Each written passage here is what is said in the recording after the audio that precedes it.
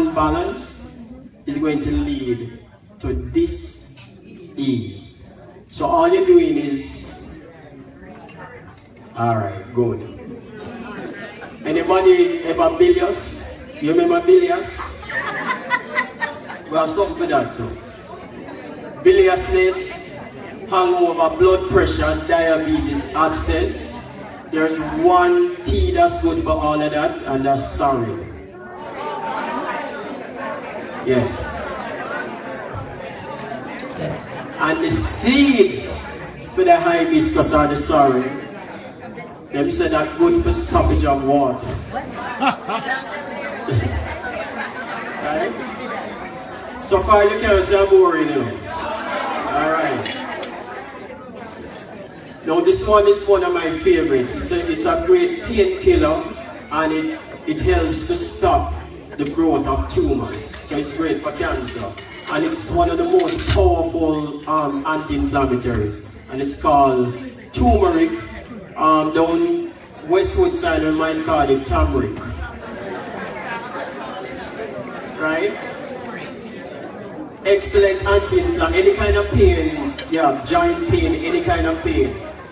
Turmeric. Excellent. Alright? Then we have, who use cinnamon as a tea? Anybody use cinnamon? And why do you use it? Flavor.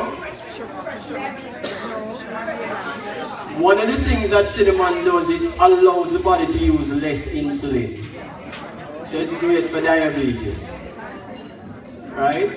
It's all, and I'm wondering, you know, because most people that use cinnamon use it because they have gas. So put up your hand again if you use a lot of cinnamon, let me see. You don't care. It also clears up urinary tract infections. Right? And it's antifungal, antiviral, antibacterial. Right? So any kind of infection that you have, cinnamon is a great thing to try. Dandelion tea.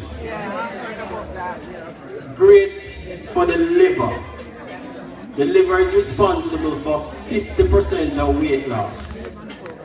50% of your energy levels. Your liver is what gets rid of all excess hormones. So it's great for hormonal imbalance. Also, you have to take care of the liver. Right? Dandelion and milk thistle. Those two things are great to protect the liver.